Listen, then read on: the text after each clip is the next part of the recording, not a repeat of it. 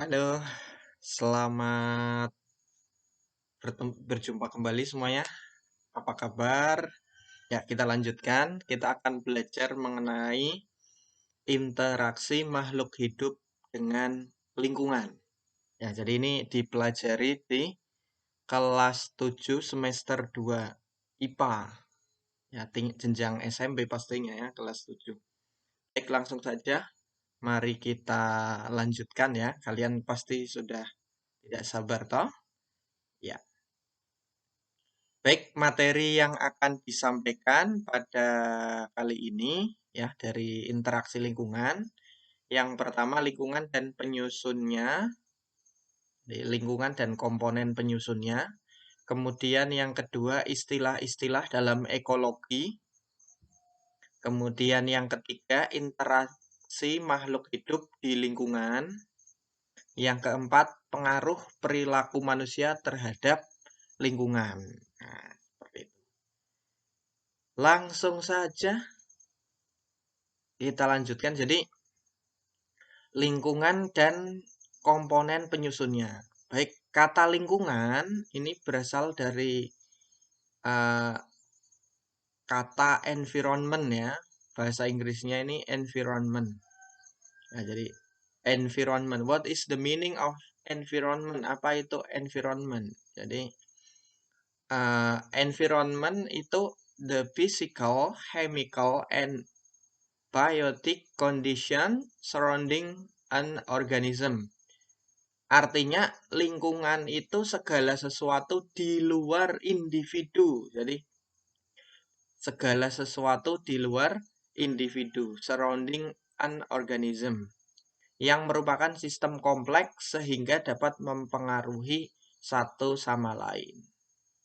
Ya, baik fisiknya, kimianya maupun benda hidupnya seperti itu. Jadi baik hidup maupun non hidup yang ada di sekitar suatu organisme atau individu. Ya, kita lanjutkan ya. Jadi Bapak di sini menyediakan beberapa gambar ya. Jadi gambar 1, gambar 2 dan kumpulan gambar di gambar 3 ini. Ya. Apa hubungan antara ketiganya? Buatlah dalam beberapa kalimat. Kira-kira bisa tidak? Ini ada hutan yang rindang, ada pembakaran hutan, kemudian ada tanah longsor, kekeringan, banjir, ya. Kemudian hewan-hewan kehilangan habitatnya. Malah Bapak sudah mengatakan ya. Bapak sudah memberi jawabannya. Kira-kira sudah bisa ya membuat hubungannya ya? Iya. Ya kita bisa melihat mungkin kita bisa membuat kalimatnya begini. Mula-mula hutan itu lebat dan itu bagus ya. Kemudian manusia membakar hutan.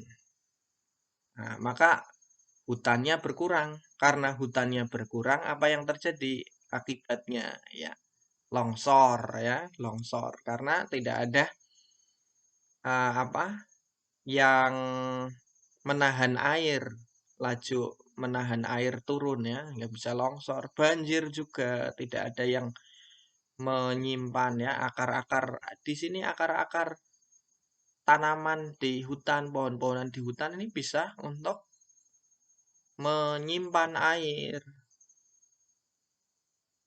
mengurangi kecepatan laju air untuk ke laut sehingga bisa tersimpan. Akibatnya juga kekeringan kalau hutan berkurang, kekeringan ya karena tidak ada suplai air dari hutan yang kontinu. Kemudian kalau hutannya dibakar juga kita lihat habitat atau tempat tinggal dari hewan-hewan ini tidak ada sehingga mereka kehilangan habitat. Ya, kita lanjutkan ya. Kemudian apa saja komponen penyusun lingkungan? Ya, jadi komponen penyusun lingkungan dibagi menjadi dua, komponen abiotik dan komponen biotik. Komponen abiotik misalnya, ya, jadi komponen abiotik ini komponen yang ada di lingkungan dan merupakan benda-benda yang tidak hidup ya. Jadi itu artinya tidak, biotik ini hidup. Jadi komponen abiotik itu komponen yang tidak hidup. Contohnya apa? Air, cahaya matahari, udara, tanah, kelembaban, dan suhu. Ini contohnya. Kemudian ada komponen biotik. Komponen biotik, komponen hidup. Biotik hidup. Komponen biotik di lingkungan apa saja? Ya, manusia, hewan, tumbuhan, seperti itu ya. Manusia, hewan, tumbuhan. Ya, jadi misalnya saya, di sekitar saya ada apa di sini ya. Lingkungan abiotiknya ya. Lingkungan abiotiknya ya bisa di sini sinar matahari, air, seperti itu. Udara, tanah, kelembaban, suhu. Kemudian komponen biotik yang ada di sekitar saya. Mungkin di ruangan, di rumah ya. Kalau di rumah ya mungkin ada istri saya, ada anak. Kemudian hewannya ada semut ya. Tumbuhannya mungkin ada pohon dan seterusnya. Seperti itu. Itu adalah komponen penyusun lingkungan. Jadi abiotik dan biotik. Bisa dipahami bukan? Gampang kan? Iya, ini masih mudah saya kira. Nah, makhluk hidup berdasarkan ukuran itu dibagi dua ya. Ada mikroorganisme dan makroorganisme. Kalau mikro ini artinya kecil. Jadi organisme yang berukuran sangat kecil. Untuk mengamati diperlukan alat ya. Diperlukan mikroskop, diperlukan lup gitu. Mikroorganisme, bakteri dan seterusnya. Dan seterusnya. Kalau makroorganisme itu makhluk hidup yang berukuran besar, gajah, jerapah, dan seterusnya. Iya, yuk lanjutkan ya, kita lanjutkan.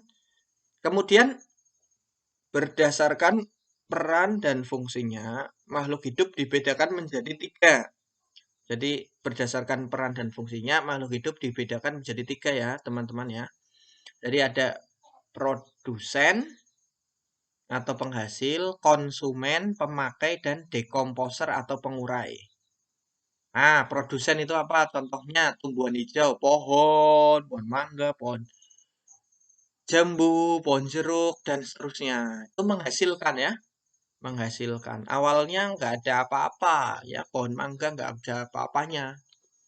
Ya nggak ada buahnya toh, dari kecil. Kemudian besar, kemudian dia bisa ya, dia sumber sumber energinya, sumber apa namanya mineralnya dari tanah, tapi dia tanah dan udara ya, seperti itu sambil bernapas.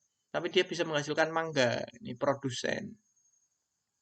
Sedangkan hewan dan manusia ini sebagai konsumen yang memakai, yang menggunakan, yang memakan, seperti itu. Kemudian ada dekomposer, bakteri pengurai, ya. Contohnya bakteri pengurai, kemudian belatung, cacing, ya, dan seterusnya seperti itu. Dekomposer.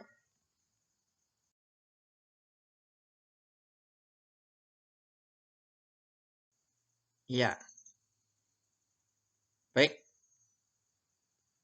Bapak lanjutkan ya. Jadi istilah-istilah dalam ekologi. Iya, ekologi sendiri itu apa? Jadi ekologi adalah cabang ilmu biologi yang mempelajari interaksi antara makhluk hidup dengan makhluk hidup lain dan juga dengan lingkungan sekitarnya. Jadi ekologi ini ilmu ya, cabang dari biologi. Biologi sendiri kan ilmu yang cabang IPA, cabang ilmu pengetahuan alam yang mempelajari khusus makhluk hidup. Nah, di biologi sendiri itu ada cabang-cabang. Nah, salah satu cabangnya, cabang ilmunya yaitu ekologi. Ini cabang biologi yang mempelajari interaksi makhluk hidup dengan makhluk hidup lain dan juga makhluk interaksi makhluk hidup dengan lingkungannya, seperti itu. Itu ekologi ya. Kemudian kita lanjutkan istilah yang penting lain adalah habitat. Kalian harus ingat-ingat ya, habitat adalah tempat suatu makhluk hidup tinggal dan berkembang biak. Jadi habitat tempat tinggal makhluk hidup gitu. Contohnya apa? Kalau buaya berarti tempat tinggalnya di mana? Di sungai, di muara sungai. Ya, kemudian kalau burung pipit, nah tinggalnya di mana? Tempat tinggalnya di sawah, seperti itu dan seterusnya. Kemudian populasi, ingat-ingat ya, populasi adalah kumpulan individu sejenis yang berada pada wilayah tertentu dan pada waktu yang tertentu pula. Contohnya kamu ingat, coba lihat ya mungkin di sebuah padang ya, padang rumput. Di situ ada berapa jumlah sapi yang ada di situ. Nah, sekelompok sapi yang hidup di padang rumput tersebut pada waktu yang sama itu disebut dengan populasi. Kemudian komunitas, sebuah kelompok sosial dari beberapa organisme atau populasi yang berbagi lingkungan, umumnya memiliki ketertarikan dan habitat yang sama. Komunitas ya, jadi kelompok beberapa organisme atau populasi yang hidup bersama gitu di tempat yang sama. Itu komunitas. Komunitas padang rumput misalnya ya ada populasi singa, ada populasi harimau, ada populasi kijang, seperti itu. Ada populasi sapi, itu namanya komunitas. Kemudian ekosistem. Ekosistem ini hubungan timbal balik antara makhluk hidup dengan lingkungannya. Ekosistem berarti hubungan timbal balik antara faktor biotik dan faktor abiotik pada suatu lingkungan tertentu. Contohnya ekosistem sawah, berarti di situ ada hubungan timbal balik antara katak, antara ular, sawah, antara padi dan ular, dan seterusnya. Itu ekosistem. Kemudian kumpulan ekosistem ini membentuk bioma ya. Jadi bioma itu sekelompok tumbuhan dan hewan yang tinggal di suatu habitat pada lokasi yang geografis tertentu ya. Jadi lebih luas dari ekosistem. Jadi kumpulan ekosistem yang memiliki ciri iklim yang sama ini bioma. Ya. Kemudian biosfer. Biosfer ini ya kumpulan bioma, lapisan bumi yang dapat dihuni atau ditinggali oleh makhluk hidup untuk melangsungkan hidup. Kita lanjutkan. Nah, ini istilah kalau kemarin, nah kalau di materi sebelumnya kita sudah membahas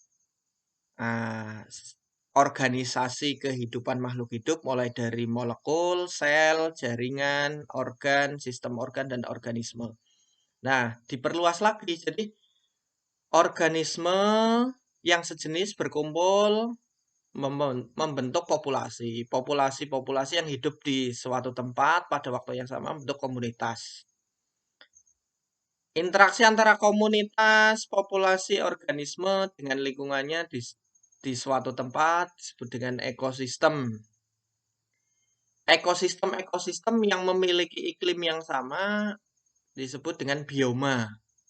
Bioma membentuk satu kesatuan tatanan di bumi disebut dengan biosfer. Iya. Nah, ini macam-macam habitat atau tempat tinggal makhluk hidup sekaligus ya macam-macam ekosistem, bioma seperti itu ya. Yang pertama ada habitat ya mountain ya, ada pegunungan ya, pegunungan. Kemudian ada grassland ya, ada padang rumput. Polar region ya, ada kutub seperti itu, wetland, ada rawa, kemudian rainforest, ada hutan hujan nih. Seperti di hutan Ranamese ya, ini rainforest, kemudian ada desert, ada padang pasir ya, ada urban, ada perkotaan, kemudian ada marine, ada laut seperti itu. Laut dan pantai. Iya. Itu macam-macam habitat. Iya, kemudian ekosistem ya. Bapak ada pertanyaan ini, apa saja komponen biotik dan abiotik yang kamu lihat dari gambar? Apa hubungan timbal balik yang terjadi? Ya tadi kan kita sudah membahas ekosistem itu hubungan timbal balik antara faktor biotik dan faktor abiotik pada suatu tempat. Nah, komponen biotiknya yang kita lihat apa yang hidup? Nah, ada ikan, kijang, ya. Kemudian ada katak, ya. Kemudian juga ada musang di sini, ada elang, ada kura-kura, ya. Ini di sebuah sungai.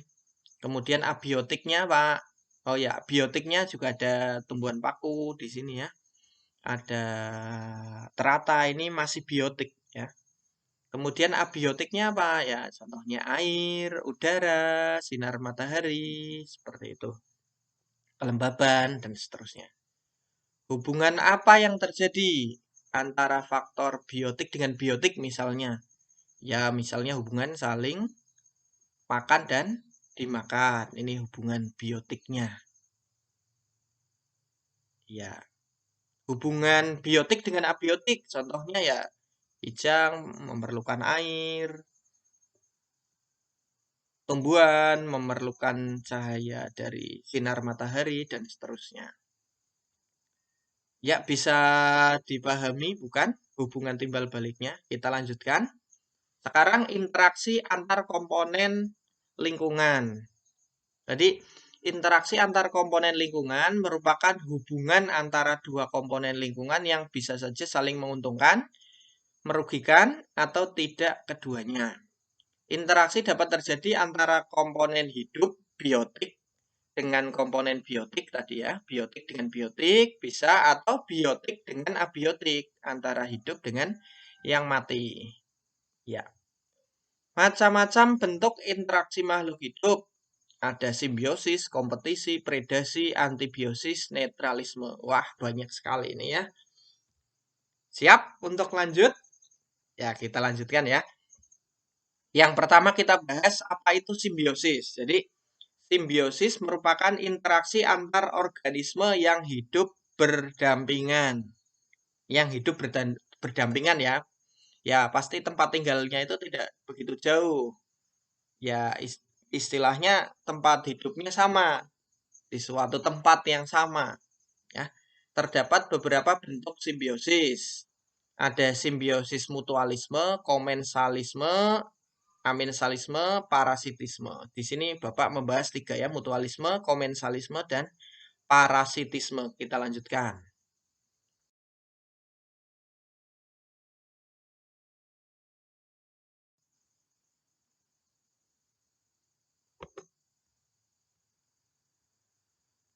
Ya, baik kita lanjutkan. Yang pertama simbiosis mutualisme. Simbiosis mutualisme merupakan interaksi antara dua organisme yang saling menguntungkan. Mutual ini artinya menguntungkan ya, saling menguntungkan. Simbiosis mutualisme disebut juga simbiosis obligat. Contohnya apa? Ya, contohnya simbiosis antara kupu-kupu dengan bunga. Di sini saling menguntungkannya bagaimana?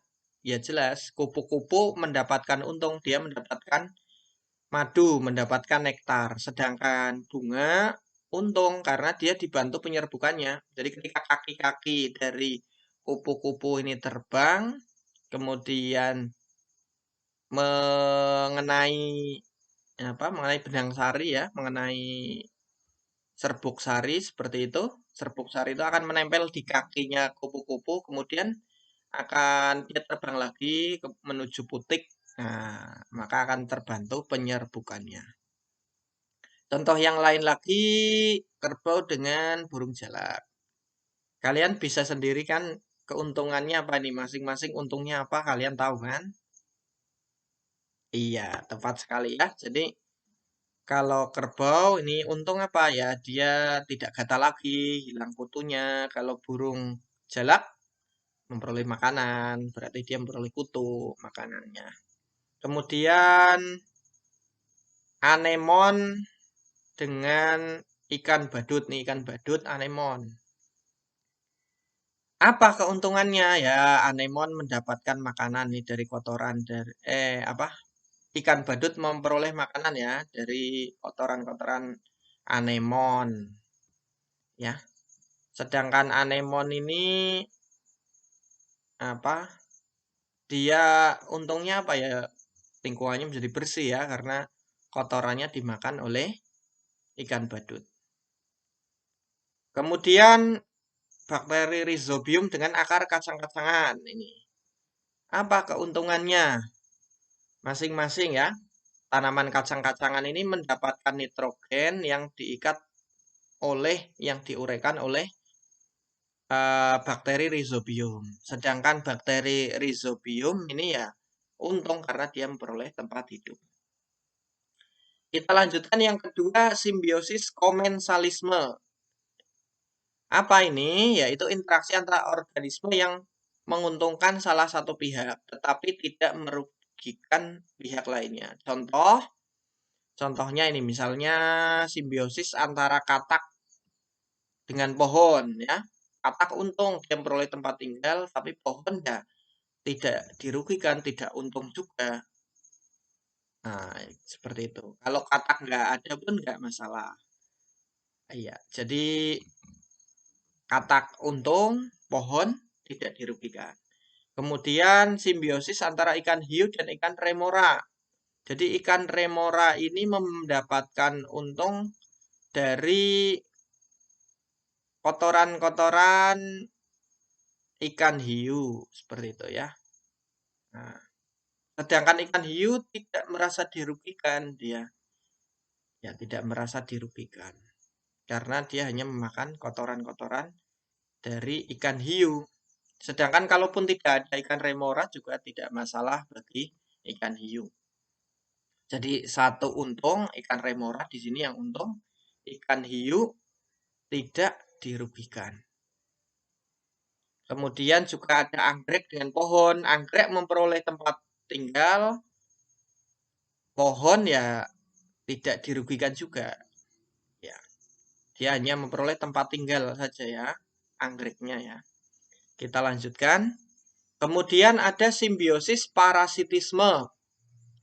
Simbiosis parasitisme ini interaksi antara organisme yang memberikan keuntungan salah satu pihak dan merugikan pihak lain. Pihak yang diuntungkan dinamakan parasit, sedangkan pihak yang dirugikan dinamakan inang atau hospes. Contohnya ini tali putri dengan dedaunan. Berarti di sini parasitnya adalah tali putri ya, teman-teman ya. Parasitnya tali putri. Tali putri ini untung memperoleh makanan. Ya, memperoleh nutrisi dari tumbuhan. Sedangkan yang rugi ya inangnya, daunan ini, tumbuhan yang dihinggapi tali putri ini. Dia rugi karena kehilangan nutrisi. Kemudian di sini gambar ini coba kalian amati. Mana berarti parasitnya? Iya, tepat sekali. Siapa parasitnya? Ini benalu ya. Kemudian inangnya pohon jambu di sini. Iya. Kemudian di rambut ada kutu dan kulit kepala. Inangnya siapa? Inangnya kulit kepala. Parasitnya ya kutu.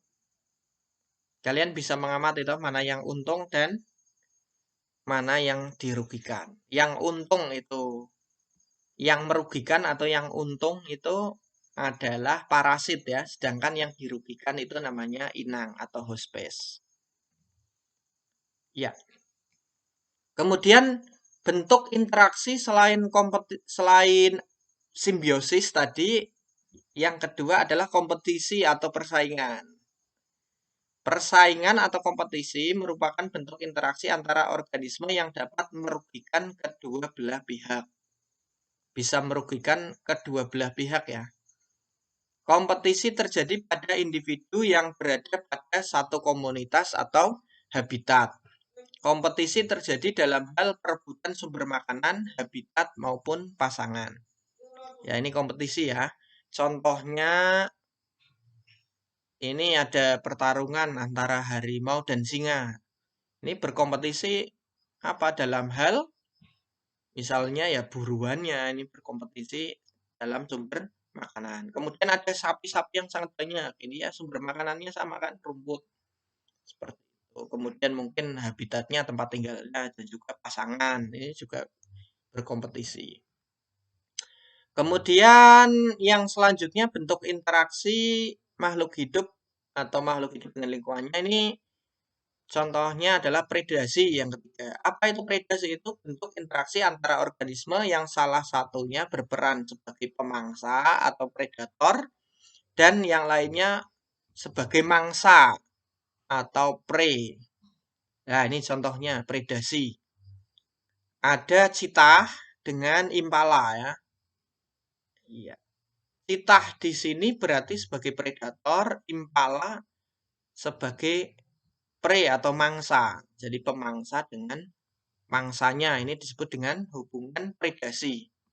Nah, predasi dapat dilihat pada rantai makanan ataupun jaring-jaring makanan.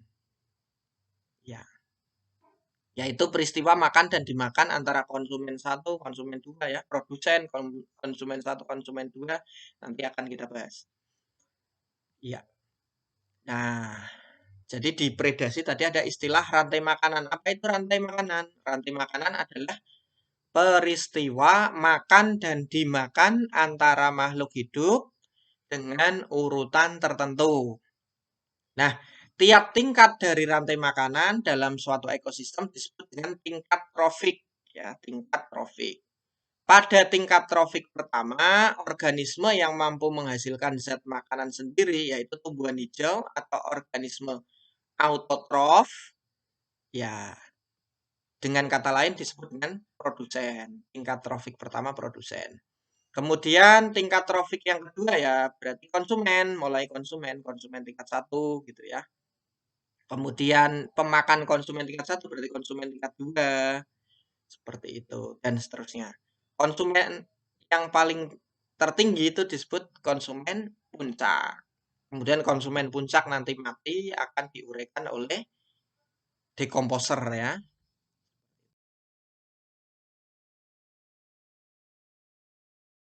Rantai makanan. Iya. Contohnya seperti ini. Jadi produsen ya, ini rumput sebagai produsen dia berarti sebagai tingkat trofik yang pertama. Rumput dimakan oleh tikus. Tikus berarti tingkat trofik kedua dan sebagai konsumen pertama ya. Konsumen itu kan pemakai, pengguna.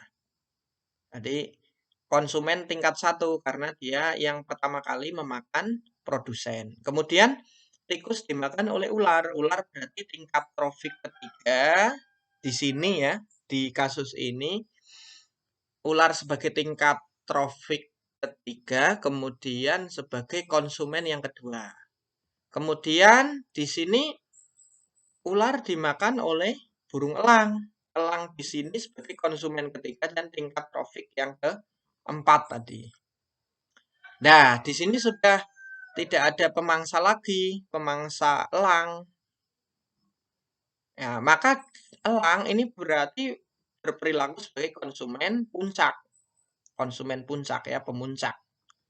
Nah, ketika mati ini nanti dimakan oleh dekomposer. Dekomposer ya, diuraikan oleh dekomposer. Belatung, kemudian cacing, bakteri, pengurai ngengat, dan seterusnya. Ketika terurai kembali menjadi bahan-bahan yang lebih sederhana, menjadi tanah seperti itu, ya maka dia akan kembali lagi nanti akan sebagai nutrisi dari rumput. Dan seterusnya itu adalah sebuah rantai makanan. Kemudian kalau jaring-jaring makanan yang seperti apa? Kalau jaring-jaring makanan itu adalah gabungan dari rantai makanan yang saling berhubungan, dikombinasikan tumpang tindih dalam suatu ekosistem. Jadi kumpulan rantai makanan ini ya.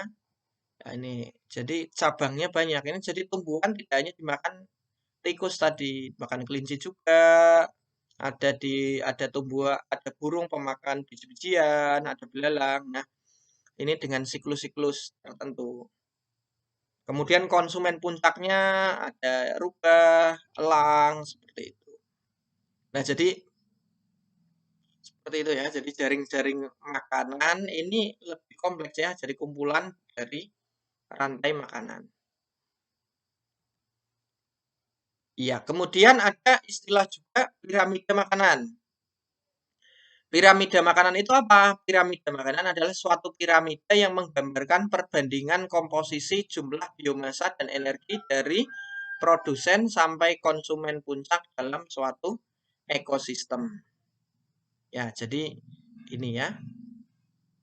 Terlihat kalau piramida yang paling bawah pasti jumlahnya paling banyak. Ini ya produsen. Ya, tingkat tropik pertama. Kemudian tingkat tropik kedua, ini jumlahnya juga masih besar. Ini tingkat tropik kedua, konsumen tingkat 1.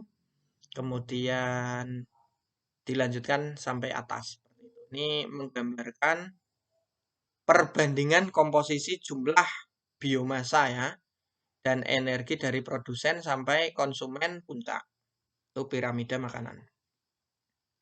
Ya, kita lanjutkan kalau tadi predasi itu di situ ada predasi hubungan mangsa dengan pemangsa, kemudian antibiosis itu apa? Jenis interaksi ini hubungan organisme yang menghambat pertumbuhan organisme lainnya. Jadi pada antibiosis ini hubungannya itu ada satu yang menghambat pertumbuhan organisme lain. Nah, interaksi ini merupakan cara untuk melindungi diri dari ancaman dari organisme maupun populasi lain. Misalnya dengan menghasilkan senyawa asam, racun, maupun antibiotik. Contohnya, jamur penicillium menghasilkan senyawa yang dapat menghambat pertumbuhan bakteri. Ya. Kalian kenal toh antibiotik, kalau ada luka diberi antibiotik. Nah, ini supaya menghambat pertumbuhan bakteri. Kemudian ada pohon Kamboja menghasilkan senyawa yang dapat menghambat pertumbuhan tanaman lain yang ada di sekitarnya. Amat kalau ada tumbuhan Kamboja, nah itu akan menghambat pertumbuhan tanaman lain yang ada di sekitarnya. Ya, kemudian ada netralisme, interaksi makhluk hidup yang tidak saling mempengaruhi satu sama lain. Ini ada gambar domba dengan ayam. Ini tidak mempengaruhi satu sama lain, tidak mempengaruhi. Nah, kemudian contohnya juga sapi dengan kupu-kupu. Sapi sama kupu-kupu ya, tidak saling berhubungan, tidak saling mempengaruhi secara langsung. Nah, itu berarti netralisme. Nah, berdasarkan cara memperoleh makanan, organisme dibedakan menjadi dua ya, autotrof dan heterotrof. Autotrof itu organisme yang mampu menghasilkan makanan sendiri. Contohnya tumbuhan hijau dan bakteri. Jadi produsen ya, autotrof.